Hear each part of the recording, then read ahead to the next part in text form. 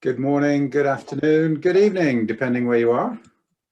My name's Stuart Easton, and I'm the CEO of Transparent Choice. You're very welcome to this webinar. Today's webinar, we're going to be talking a little bit about customers and how they've been using the software and how that, what some of the benefits and challenges maybe that they've encountered. Since I'm only the CEO, I don't get to do this one. My colleague Dan Dures is going to drive today, and Dan is our VP for customer success. And one of the projects he's had over the last few months is interviewing a whole bunch of customers to really understand, how they use software. What works for them. How do they get value from it? That kind of thing. And that's really what we want to share today, is just a bunch of customer stories. We do have slides. That's basically just so you don't have to look at large versions of Dan and my ugly face. There's not much on the slides. It's mostly just storytelling and a bit of a virtual fireside discussion. So Dan, thanks for taking time to do this. No problem, Stuart. No problem. What we're going to do is look at our AHP software, Transparent Choice software. Not look at the software itself, but what the software has done for customers. And there are basically kind of two types of decision that people make using our software. One is sort of portfolio level decisions. So at the strategy level, it might be which initiatives would add the most value for the business, or within IT, it might be what should our IT project portfolio be, that kind of decision. And then within project, within initiatives, within those big bold moves, there are going to be key decisions you're going to make. So one customer, for example, used it to decide where to build an airport. It's $4.5 billion decision. It's a pretty big one. So that's kind of a pick a winner, pick a one type decision.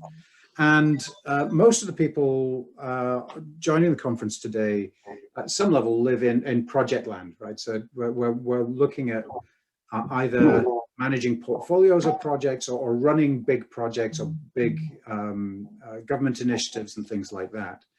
And so we're going to look at both those decision types, the portfolio and the pick a winner type.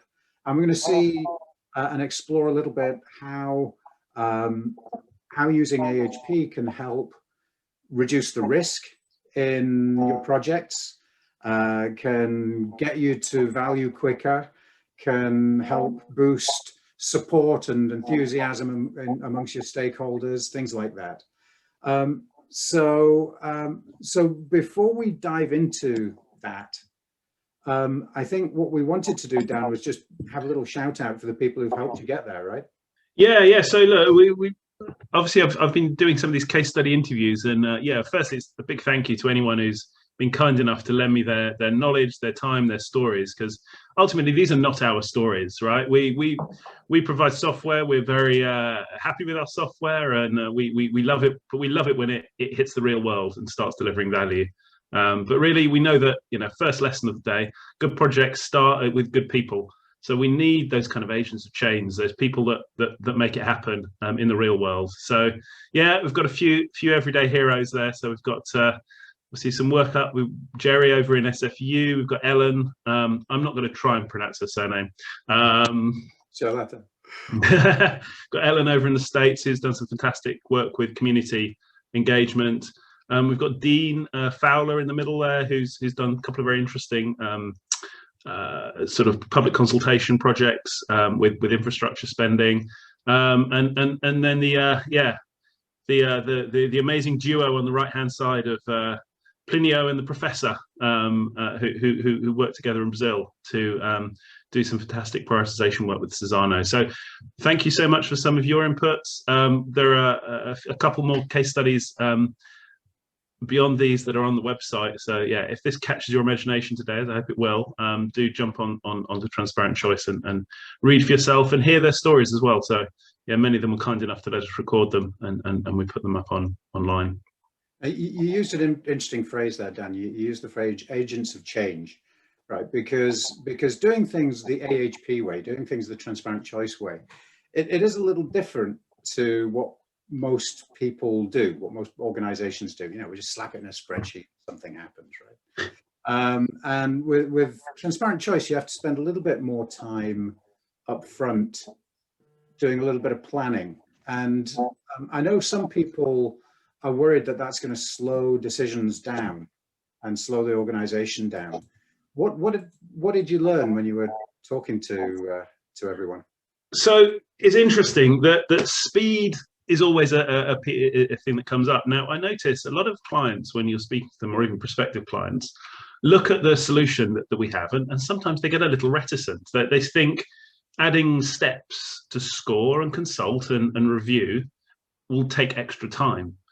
But interestingly, one of the themes that came up from these case studies is that the application of the software actually increases velocity, it increases speed, because it creates, if you like, a route to an end result, as opposed to dashing off, thinking it's quick, getting stuck, going around in circles, starting again, which is kind of how people possibly, in the past have struggled. And to be honest, it's possibly why they come to us in the first place. It's that frustration of going through the loops. And I've put something up here, that the tortoise and the hare. I don't know how many of our listeners today are familiar with the world of Aesop's fables, but this is the hare dashes off and he thinks he's terribly good and terribly quick, but broadly gets knackered, runs out of steam, and loses the race.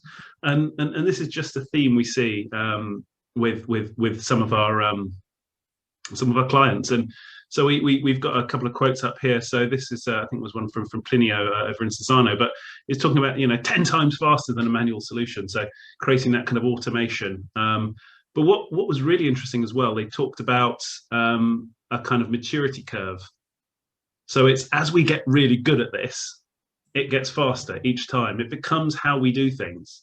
So there's a little bit of a change management process to kind of put the new way of thinking in place, the new way of collaborating.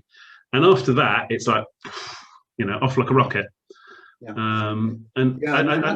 That's an important point.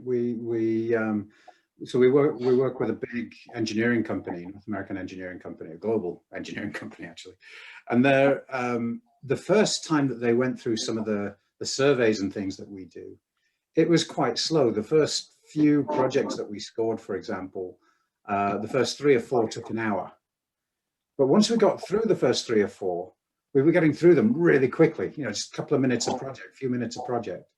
And that's fairly typical. That there's a little bit of a learning curve. But once you've done it, once people are used to it, it actually speeds things up massively. And as you say, Dan, it's sort of about where are you going to spend the time? Are you going to spend the time coming up with a structure that helps you get a good answer, or are you going to spend the time going round in circles, arguing with each other at the end? When you're trying to make a decision. There was a fantastic quote from, I think it was Jerry, one of our over in SFU in North America, who went, one of my VPs, at the beginning, he said, "I can't believe you've just put 7 hours of meetings in my diary. What on earth are you doing?" And he said, he came back at the end and he said, "That was time well spent, wasn't it? Well, can we use this somewhere else?" and it's that fantastic story of this initial reticence, reluctance to commit time. And I think people just think decision making should be something that's like instant and simple. But we know in reality, with organizations being complex, with challenges being complex, they just aren't. And if you underestimate them, then you just end up spending time fixing mistakes. And another good example of that was the second quote that you've got on here. Yeah, this is from Dean, Dean Fowler, who was doing some great work over in, I think it was in Sweden, in a sort of public infrastructure project with public transport there.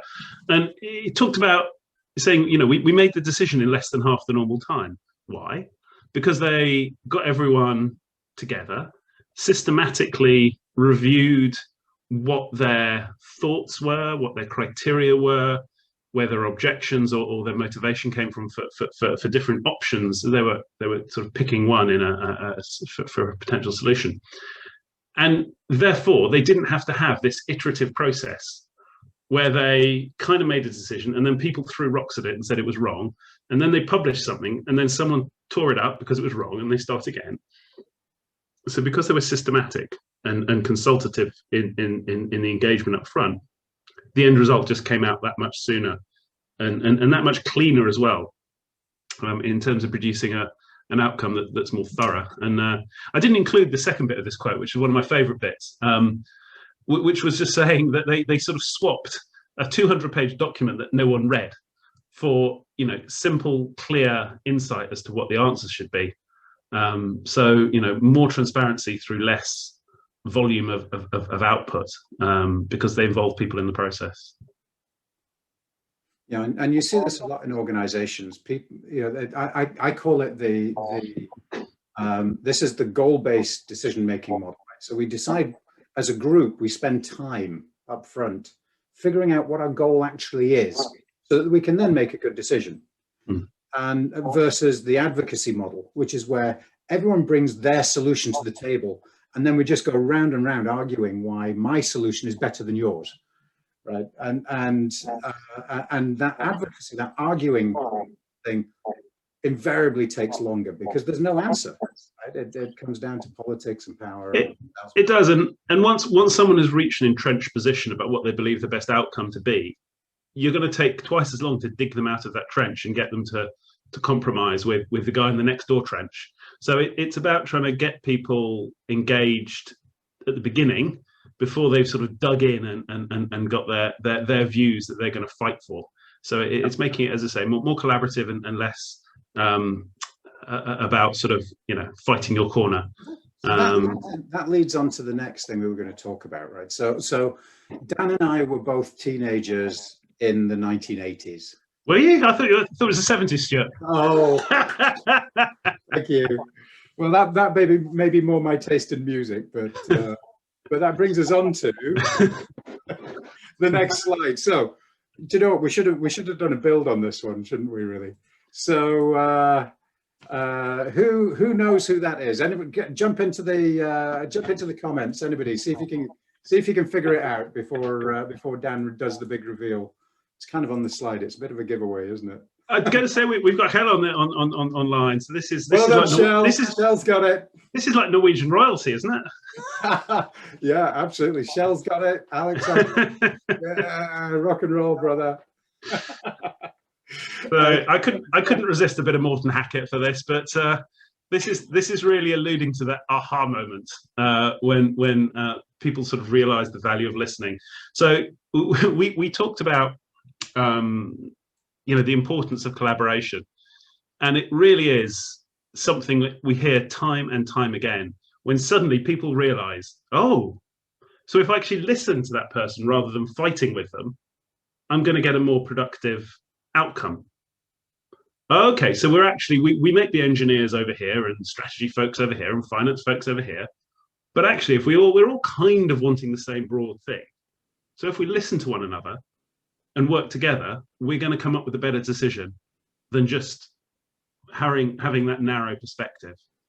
And the importance of listening is just a continued theme again and again with the client case studies we've made. And how does the software make that happen? Or how does AHP make that happen? It's, you know, so the idea is that you first, because you're talking about using kind of a criteria-based approach. So you're creating structure. So you're trying to take people through a process. So rather than just rushing to solutions and saying pet project, idea, you're starting with a kind of more holistic perspective of what am I trying to achieve. So right away, you're following this through systematically rather than sort of jumping on solutions. And I think that process helps get people on the same page. You're then using the software to if you like, knit together different perspectives. I think we've got a slide on something this later coming up later, but it's proven and widely accepted that if you just put a bunch of people in a meeting, you're going to start to subject them to bias. You're going to create kind of a group dynamic that reduces the value of that process. But if you give people the chance to think about what matters most first, and then come ready to share that opinion with others. And what the software does, it brings that kind of preparation to life and actually quantifies it, because you're scoring things, and then you're seeing what your colleagues have scored and you're comparing it. And it's encouraging people to have a grown-up fact-based conversation on different components within their decision-making. So we're not arguing for your idea versus my idea. We're arguing about the relative merits of this criteria versus that criteria, and thinking about it, and hopefully listening to one another and learning from one another. Yeah, there's a great quote here from it's another engineering company who are involved in the satellite industry. So it's not rocket science, but it's pretty close. It is rocket science. It is rocket It's rocket science. But he says that we no longer have to listen to the loudest person in the room. And the funny thing was, when I was doing this case study, I was kind of expecting, a really deeply technical experience to talk about, how they looked at different system engineering choices and scored them. And I'm sure they do a lot of that. But actually, what our client there was really kind of most excited about was that, the quieter ones in the team could actually now contribute equally than the loud ones. And actually, the quiet ones are often the ones, will have as much knowledge as anyone else. And you're creating a mechanism for getting the most out of those individuals. And again, getting a bit philosophical, but we live in an increasingly knowledge-based economy. So success will come from getting the most out of your team. And if you ignore anyone who doesn't like shouting, you've thrown away 50% of your knowledge. That's an aha moment. Yeah, absolutely. Well, so one thing, just as we're going through this, right, we're obviously touching on real life situations. So if you have any real life situations that you want to share, just bang them into the comments, and or any questions or observations, we'll share them with the team.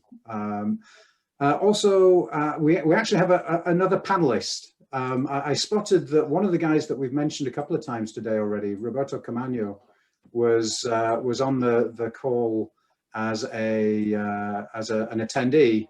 So I have just bumped Roberto up to be a panelist. Hey, Roberto. He's on mute still. He's on mute. That's all right. And, how are my friends? I'm here. Hey, you're very welcome to join us, Roberto. It's a big pleasure always. Anyone who's been on a bunch of our calls, Roberto's a bit of a regular on these sessions.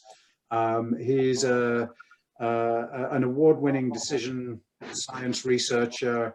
He's a practitioner with over 140 different, major AHP decisions, portfolios deployed, all that kind of good stuff behind him. Crucially, he's just a very generous and warm human being. So he loves to share all the knowledge that he's earned. So as we go through this, I dare say we're going to call on Roberto's expertise from time to time. So thanks for joining us, Roberto. It's a usual big pleasure to be with you always. Very good. Now, before we move on to the next little slide, I have to just warn you. There's a major pun alert, and for those of you who are not native English speakers, it may take you a while to work out what the pun actually means. So this is obviously an army officer. He happens to be a major in the army, and he's holding a stake, so he's a major stakeholder. And so Dan, one of the themes that came through from a lot of the interviews was about stakeholders and getting them aligned. Yeah, absolutely. Yeah, go ahead. Share some of that. So yeah, I mean, start with the specifics. I've got some bullet points here that I think they're from what you did, Roberto, with Plinio in Susano, and these were 3 of his 4 kind of key benefits. Number 4 was like prioritization. Yeah, we did that. That's what it said in the tin.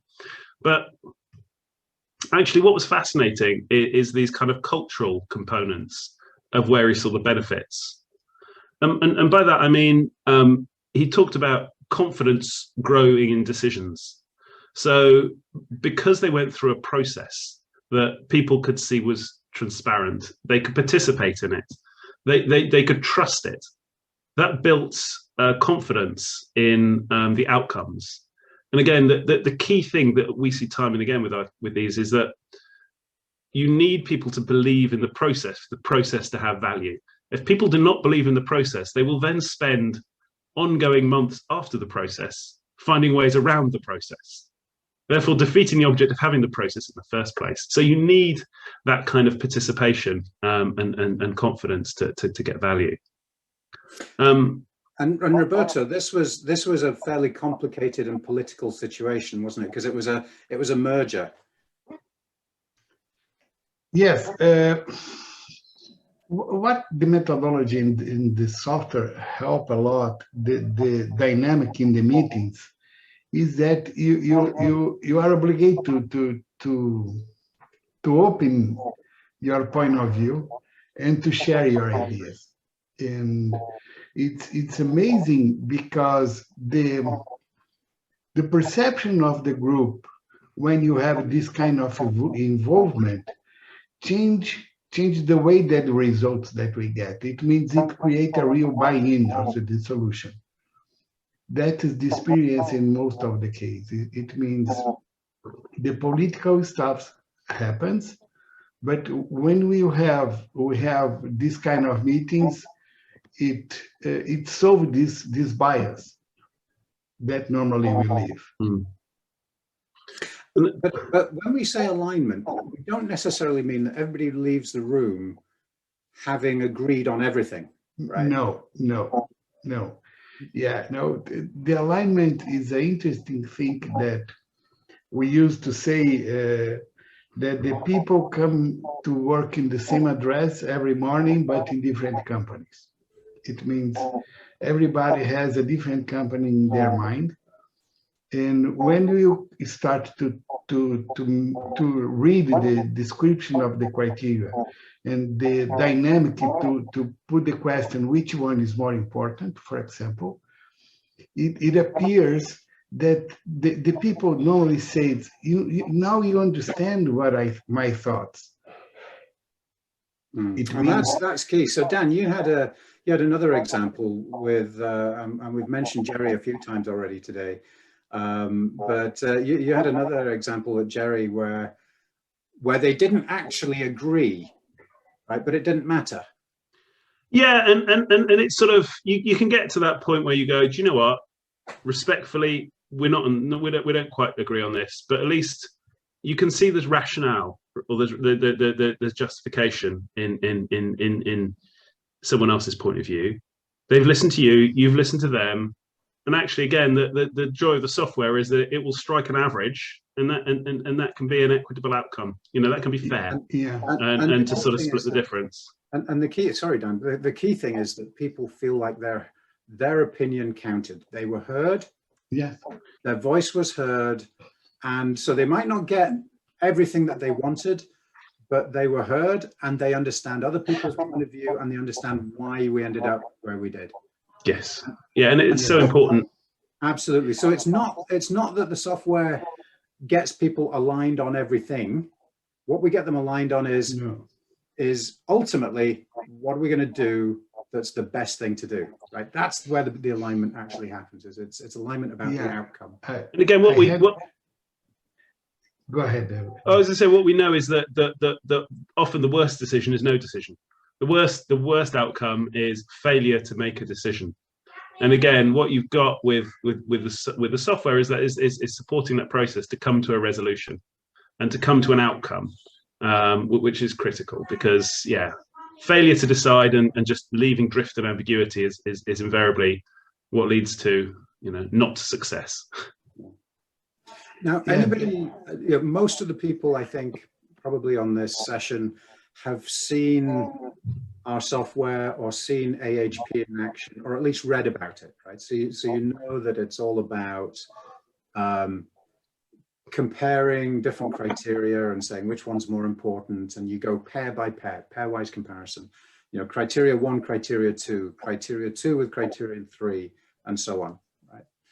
And the crucial thing about that is that there's a whole bunch of things about bias and noise and things that solves, but the really crucial thing actually is about inclusion. It's about getting people involved in the process. And Roberto just broke into a huge grin there because he knows where the picture on the left came from. I think, did you take that picture? No. Yes. No. Excellent, excellent. So inclusiveness, Dan. Talk to us a little bit about that. Yeah, so there are a couple of case studies that we did that we were excited about, because there was this element of community inclusion, which you can almost sort of see as sort of democracy coming to life, where one was a sort of city planning, long-term city planning consultation in Brazil, in Belo Horizonte, and the other was we're looking at the tax regime, modernizing the tax regime in a part of the US where, if you like, urban development had left the city centre very disadvantaged in terms of the property tax regime. And I'll start with that. Everyone knows when you change tax, you can only ever get it wrong. You can annoy people and they will be vocal. You can give people a break and they will be quiet and they will quietly take it. So it's a divisive topic, but it's also one that is incredibly close to many people's hearts. So this is fantastic work that Ellen did, and it was really about using the software to include groups in that process. So using the software to ask people what they thought about the criteria and ultimately the alternatives that are available. And to really bring their perspective in a structured, focused way, and she used the term "focused" a few times, into the process, because all these local government sort of activities will involve consultation, which might be, you know, in a room chatting, but actually in a room voting just changes it up a little bit in terms of quantifying that perspective, documenting that perspective, and putting it into a format where you can systematically compare stakeholder perspectives in a way that you can then massage together to come up with, you know, a fair, equitable outcome. So you are, and it's not just getting a better decision, because those stakeholders then feel like they own a piece of the decision. So yeah. Roberto, you actually did the other one on this slide. You ran that meeting that's in the left hand on the left hand slide. It was with 100 persons in the room, with different types of people, the handicaps, the taxi drivers, the owners of the commerce, different kind of people demanding the new rules for the mobility of the city. And that was the plan. And Belo Horizonte is the third biggest city in Brazil. It's not a small. And it was interesting because everybody understands the needs of the others. It was really amazing. And with the possibility to capture the votes by internet, the people vote in their smartphones, in their tablets, and we create an alignment of the understanding. It means the consensus are learned. The consensus is live with the difference, with comfort, without saying bad words about the other. And I think that you know, that technology being what it is today with ubiquitous smartphones and everything, it just means there is no excuse for ignoring people when you're making decisions that affect their lives. Yeah. And these are two big sort of public policy decisions. Right. Mm-hmm. So Dan started off saying, you know, we feel really good about these because, you know, we're putting democracy back into democracy, right? We're putting people back into democracy. But actually, this applies equally well to decisions within a business, for example. So, you know, I'm reminded of, you know, this big global engineering company we mentioned a little earlier, and they have a very kind of stovepipe type organization, and they were sort of making decisions, throwing them over the fence to the next team, who made a decision, threw it over the fence. By the time it got thrown over a couple of fences, the guys at this end were looking at the stuff that was coming through, and they were going, "What? I'm not going to do that. I'm going to do this." Right? And they had absolutely no sense of ownership or understanding. And the guys at the beginning of that process were looking at them going, "But hang on, I said you should do this." right? And there was no consensus agreement or anything. And by putting, by getting those people around the table, it was a virtual table, it was an online table during the COVID pandemic, but we got people from those different groups around the table, and suddenly this understanding started to flow, right? And they started to communicate.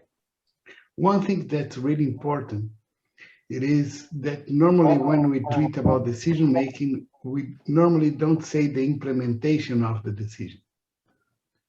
And normally we don't say, but it's really important to understand all the cases that I visit before the decision.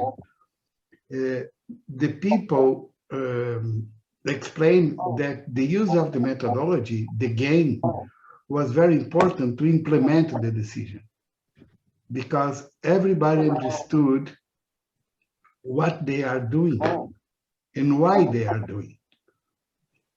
Okay, it's really important to put this, because when you do a decision, is to implement, it's not to have a decision.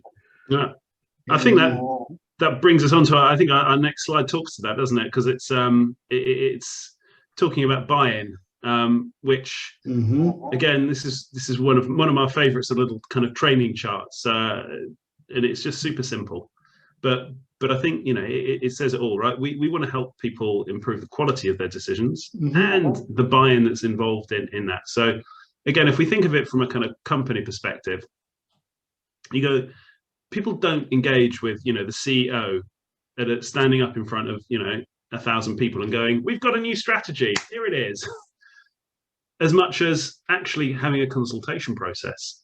And if people can say, here's a new strategy, and by the way, all of you in the room, you, in a way, you contributed towards it. It just makes it that much more shared ownership and engenders that commitment to actually deliver it. And again, if people don't believe in in what a decision is saying, they're not going to deliver it. And you know, the point here is that we've seen these axes in play across a bunch of different case studies, a bunch of different clients, across a whole load of industries. We were chatting with, you know, a marketing agency the other day, trying to kind of help us, you know, whiz up our marketing efforts, and they were desperate that we should focus. What you need to focus. You need to say exactly what sector. You need to be, you know, appealing to this job title. This, you know, you need to be looking for this. Narrow. And we're like, we want to help people make better decisions and drive buy-in. Now, honestly, I don't really care if that's in government or if it's in a commercial organization. I don't really care if it's about picking one or prioritizing a portfolio. I don't really care if it's in a developed economy or a less developed economy. And again, I don't really care if it's super technical or if it's highly strategic and broad. And you realize that decision making is something that permeates everything in life, and it could be a lot better. There's no need to kind of like limit it to a particular sector or a particular use case, because I think anywhere you've got a bunch of people trying to figure out what to do, you've got quality and buy-in that you need to improve. Yeah. And one of the things that so you've got the two dimensions there. You've got quality and buy-in. By including people, you get buy-in.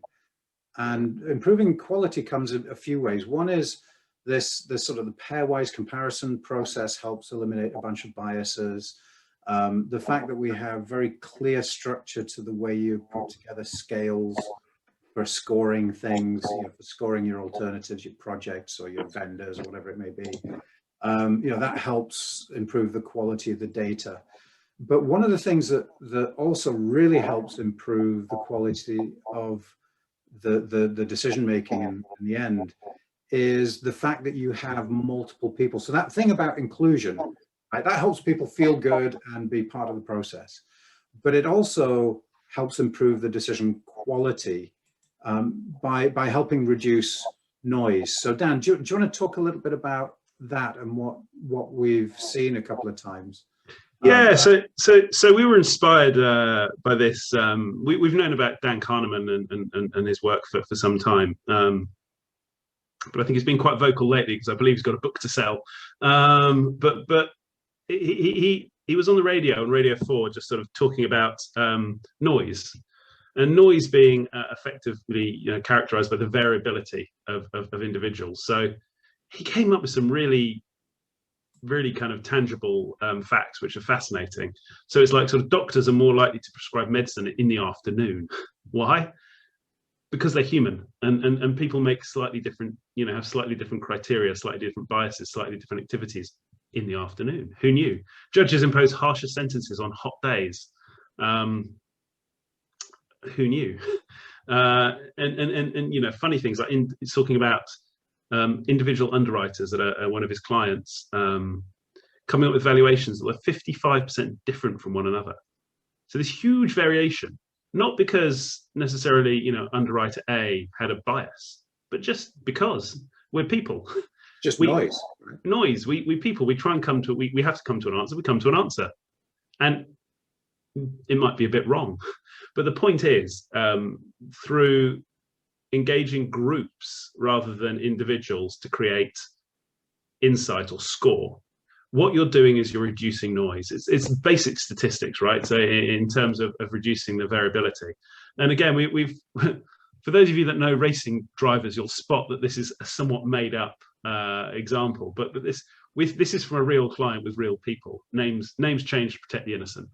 And we had a feature up which was like sort of, it was a fairly kind of what we thought was a fairly kind of fact-based technical feature, like sort of how many components are you going to touch with this product. And half the group voted 0, half the group voted 100. Do you remember that meeting, Roberto? You were in that meeting, right? So you go, well, and you think of that, and if you were kind of using a traditional approach, you'd have had you would have either have had a 0 or a 100. So either way, you're going to be wrong. So in single data point entry, you're almost guaranteed to be wrong, because as an individual, we don't know everything.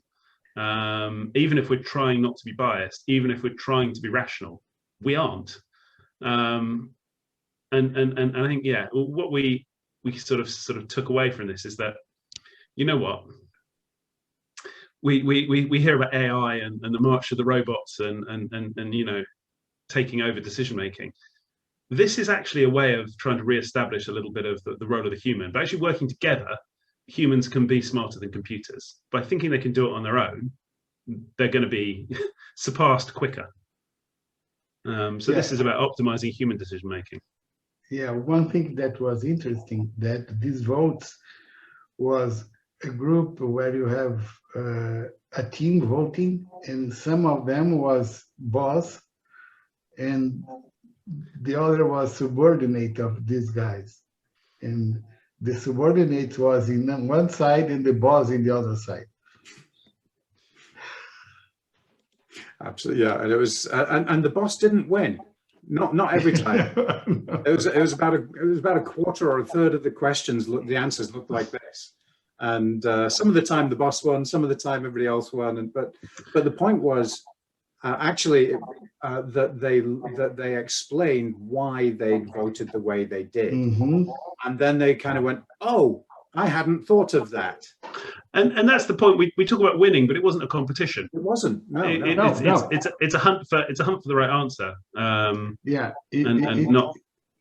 It was a discovery. And discover a new point of view. And so we had so within Transparent Choice, about 6 weeks ago, we had our own strategic planning meeting, and we actually brought pretty much the whole company together to do this. And we had one question in particular where pretty much the entire company had one answer, and one person had the opposite answer. And this person was one of the most junior people in the whole company. And so we all kind of went, okay, can you explain that? Why you thought that? and in a very nice, non-threatening way. It was like, look, we're interested. What was your rationale? And by the time they finished explaining, everyone else's votes had moved to where she was, right? It was incredible, right? So my vote, right? I'm the CEO. My vote had moved. Dan's vote had moved. The other founders' votes had all moved. And we were all influenced because we just hadn't thought of something that one of the most junior people in the company had thought of, right? And that is really the power of noise. It's the power of collaboration. It's the power of really the power of AHP and doing it in software the way that we do. So the next point to talk about, I suspect we can draw on Roberto on this one, but first of all, Dan, why don't you talk for a minute, and then you and I can go and have a cup of tea while Roberto goes off and has a rant for 10 minutes. So Stuart, well, I wrote a little blog on this the other week. I think, you know, wherever there's bad decisions, there tends to be a magic spreadsheet that claims to be the answer to everything. And all the stuff we talked about in terms of, you know, collaboration, in terms of engagement, you just don't get with a spreadsheet. A spreadsheet, people stick numbers in boxes, and the problem is, once people have stuck numbers in a box, someone else thinks it's a fact. So you're starting to sort of crystallize nonsense. It might be nice, brightly colored nonsense, but it's probably, you know, it's subject to all sorts of noise, and it's basically the wrong tool for the job. And, you know, part of our mission here, right, is we've seen the spreadsheet move along in various sectors, right? You wouldn't use a spreadsheet for your accounting. You wouldn't use a spreadsheet for your data warehouse, unless you're the UK track and trace team. You know, you wouldn't use a spreadsheet for so many things these days because technology moves on. And we want the world to recognize that decision making is as important, if not more important, than many of these functions. And you wouldn't use a spreadsheet for it.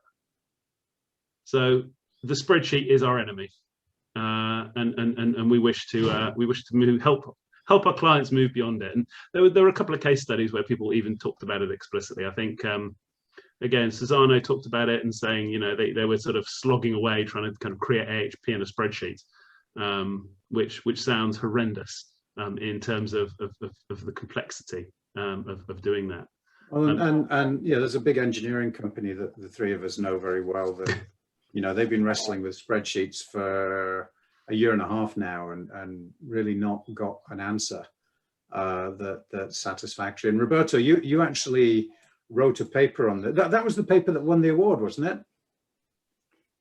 Yes, it was a paper in a congress about decision making, where I bring a case of one of the biggest petroleum companies in the world that was using a spreadsheet to select projects for R&D.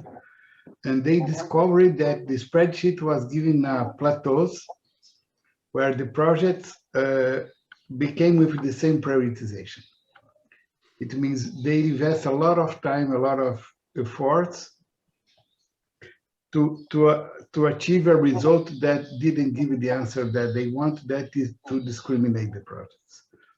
And I create a model using AHP software, and I compare the two results, the same group vote, and they understand the reality, the difference between using a good model and a bad model of decision. It means, had another case of a power distribution company where the CIO was fired because he was trying to select the projects for IT projects, and he invited the whole company prioritize using a model in a spreadsheet, and in the end, the results didn't make sense, and he was fired. And because everybody became with a big insatisfaction with the work that he did. After 3 months of making pressures to everybody votes. It means we need to take care, because you use sometimes more time, more efforts to try to get a result with the wrong tool. That's the message, is we can't use a wrong tool and use the time of the people if you know that you get wrong results. We cannot accept this. And I think the thing that lots of people kind of sometimes forget is the impact that our decisions have. And Sure. when you make a decision, let's take a crazy example, right? Or an extreme example. When you make a decision where to build an airport, and you build the airport, you can't undo that decision. That airport is there. You know, Heathrow Airport has been there since the 1914 or something stupid like that, right? And it wasn't originally a big international airport, obviously, but you can't just pick Heathrow Airport up from the west side of London and move it somewhere else. So the decisions that we make are really, you know, they stick with us. If you're something as boring as which CRM system are we going to use, right? That doesn't sound like a very big decision in many companies, but once it goes in, right, once you've deployed it, all your data is in there. And that CRM system is going to govern how well you're able to generate revenue, how well you're going to be able to service your customers. And it's going to do that for the next 5 or 10 years. So these decisions, they may seem inconsequential, and it may seem rational just to say, oh, let's just put a spreadsheet together and pull people around a table and we'll make a decision. But that really isn't, you know, the cost of doing that is that the errors in your decision have big consequences, but they're not visible always. And I think that's a really good point, Stuart, is that, you know, if you're talking about reversible decisions where you can test and learn, there's a very little cost of going backwards. Then you can be more agile, you can be more iterative, you can be more experimental in your approach, and have less and put less upfront into your decision making. But for so many decisions where it is not reversible, you make it, you commit to it, and woe betide, you know, that you get it wrong, or because you, like you say, you're putting the wheels in motion. And I think the tech industry creates a lot of kind of cultural buzz around these things for this sort of experimentation and that approach to decision making, which has its place and for those reversible decisions. But yeah, like you say, an airport is not reversible. Right. And so, and again, I think coming back to the theme, which is customers, you know, one of the common themes across here is that they tried several times different ways to do it within a spreadsheet. And it's not that they couldn't get an answer. It was that they couldn't get an answer with alignment, right? With commitment to action, with support to implement it. And that really is what it's all about. It's about getting people aligned.